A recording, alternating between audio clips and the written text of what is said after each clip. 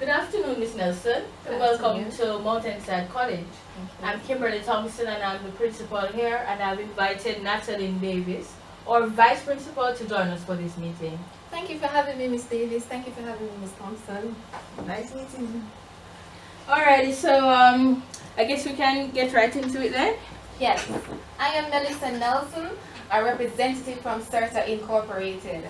Ms. Thompson expressed an interest to us to find out more about our services that we offer and how Mountainside can benefit from our services. Right. So, Ms. Davis, you remember I was telling you about that system that they spoke of when I went to the MIS conference in May?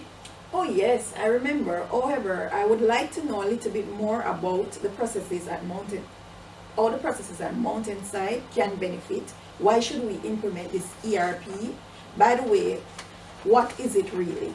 Yes, according to Perkins 2019, an ERP system refers to a system and software used to tie business processes together and assist organizations to streamline all business processes that lead to an increase in output of information. When I say business processes, this may include procurement, account, human resource, and production, and so on. ERP integrates different departments across a company in a centralized manner. It enables agility by connecting information from everyone and every department throughout an entire business. Some of the functions of ERP systems are: data is maintained at a centralized location and is shared with various departments. It gives department access to information or data of other departments. It provides access to information to departments in real time. Increase productivity, promotes quality, facilitates effective human resource management. It also eliminates duplication and provides control over various business processes. If I'm understanding you correctly, you are saying that this type of system basically pulls together all the different business processes under one umbrella? Yes, basically, all departments operate with the same database to execute their individual function. But Miss Nelson, how is a system like this different from TPS, MIS, DSS, and the others? I can see that you have some amount of knowledge of the available options out there. Yes, this is why I invited her, because personally, I don't know anything about this sort of thing.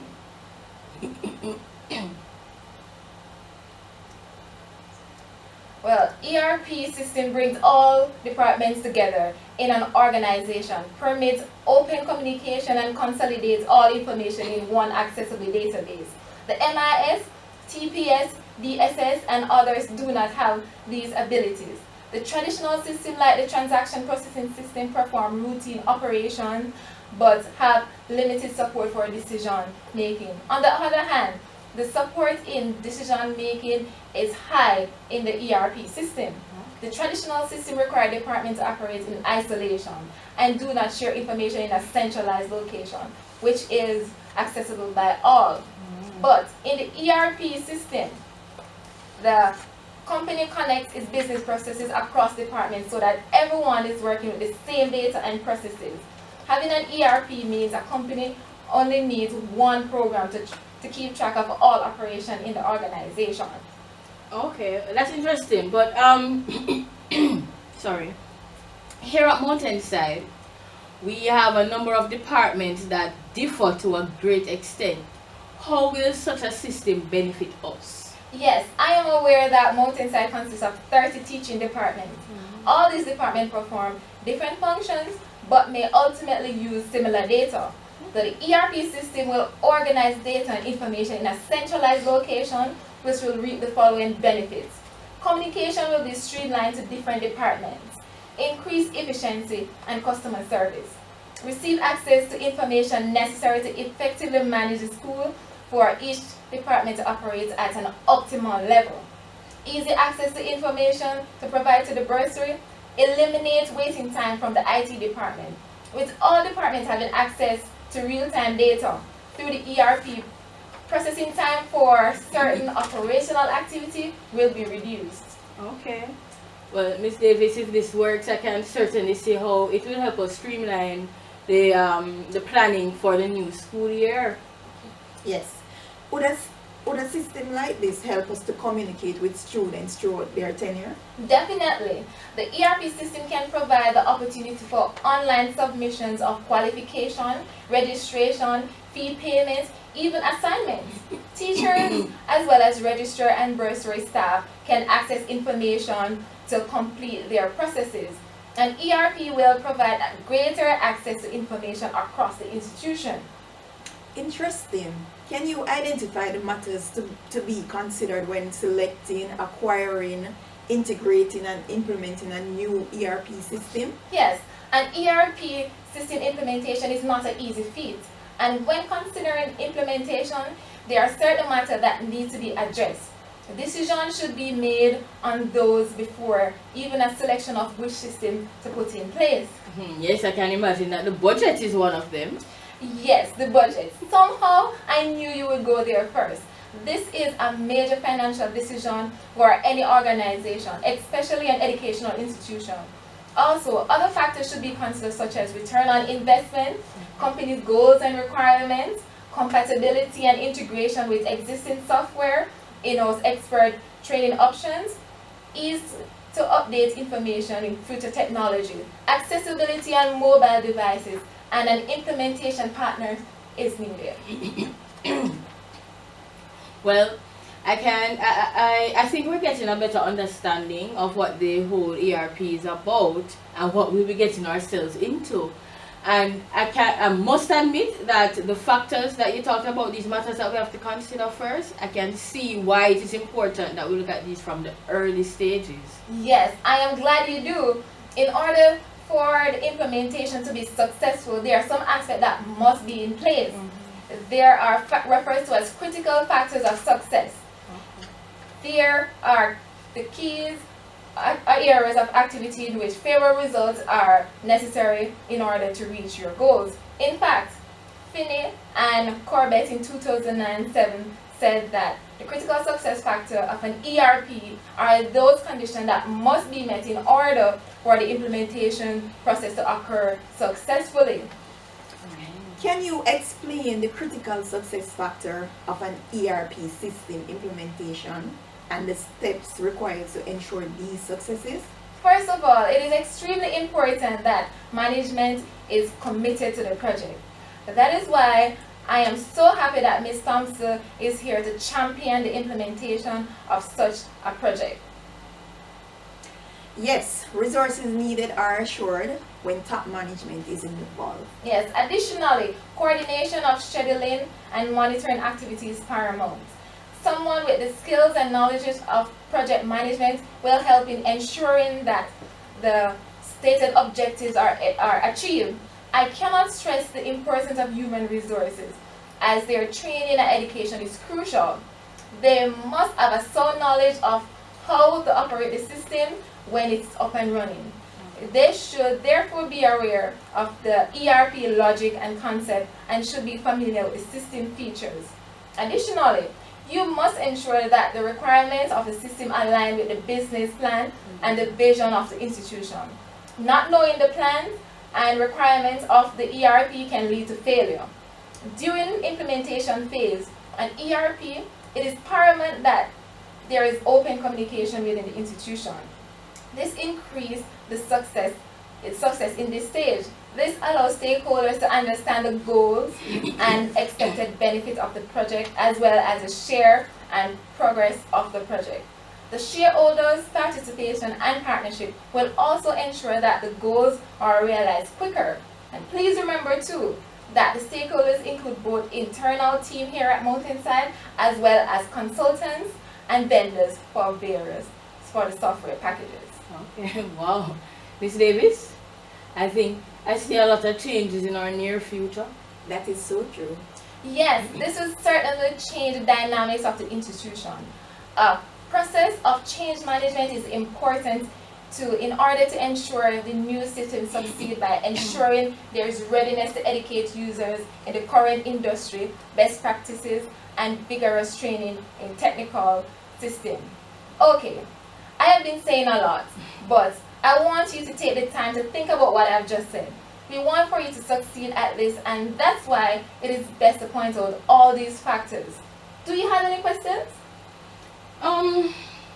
What are the next stages? I mean, what do we do next? How can we implement the ERP successfully? Alright, so based on our discussion, if you haven't already, I need for you to outline clearly the need of Mountainside College, then systematically evaluate available ERP solutions, and get trusted advice from colleagues in the industry to discuss their experience and recommendations. Okay.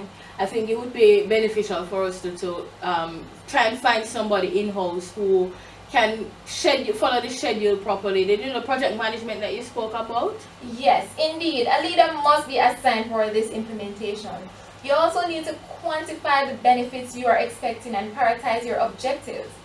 It is also important to integrate your ERP system and customize developments and ensure that you offer complete training to employees.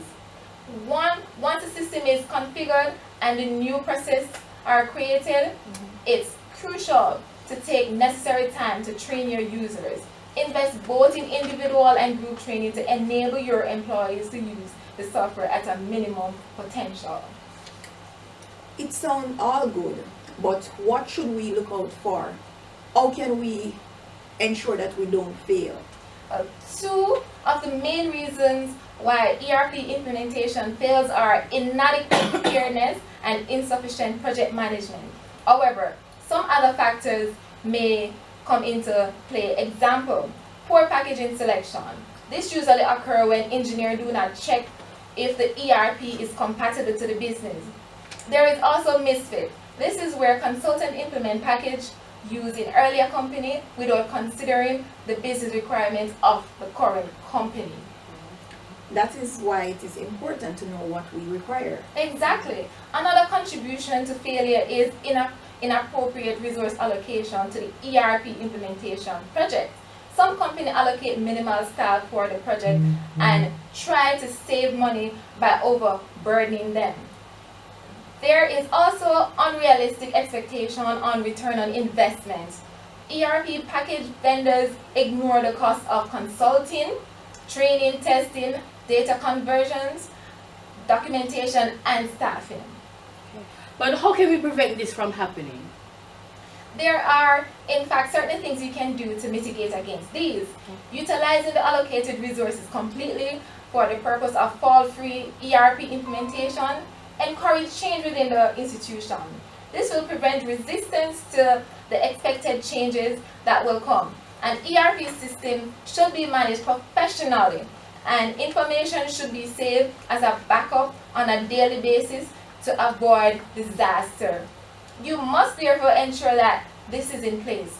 Your strategic management framework must be committed in terms of pre and post ERP implementation phases and investment. Additionally, I can't stress enough that the ERP software package must be in line with the basic business processes of an enterprise. Okay, honestly and frankly, is this realistic? Can you tell us of any other company that was successful? I could give you a number of examples, Ms. Davis. Because time is against us, I am going to give you one. Are you familiar with Fuse Energy Drink? Yes, I am. Fuse Energy Drink was going through a rapid growth path and found that the existing system is obsolete to meet the needs of the business. They were unable to manage the rapid stock turnover, match demand to supply, and report needs for financial decision making. Their ERP vendor, Pyramid Consulting, offered the Sage ERP solution, which was completely web hosted and was proven system for the manufacturing industry with specific modules matching their needs. What kind of benefit did they realize? First of all, the system had a quick and easy setup with no installation costs. Among the pleasing results were automatic order of inventory in full, timely production reports, notice of stock expiry dates, expired stock, and stock about to expire. Also, production reporting results in full control and production lines, improving demand and supply status, accounting entries, enable timely decision making based on real-time data. Web-hosted solution prevented the need to purchase in-house computer hardware. Easy and timely access to the system from a variety of devices. Okay. So if we choose to partner with CERTA Incorporated, what role will you play in helping us to set this thing up? Well, CERTA Incorporated is committed to ensuring the success of the ERP system implementation. All the steps mentioned earlier to mitigate against failures will be our first priority. Additionally, CERTA Incorporated will help Mountainside College to completely eliminate all delays in report submission. Also, to analyze the current environment at Mountainside, identify which ERP system is best suitable for the college, and highlight available options. Provide a demonstration of the ERP system in use, explain how the system works. Provide initial training to users, provide an easy payment plan to execute this information.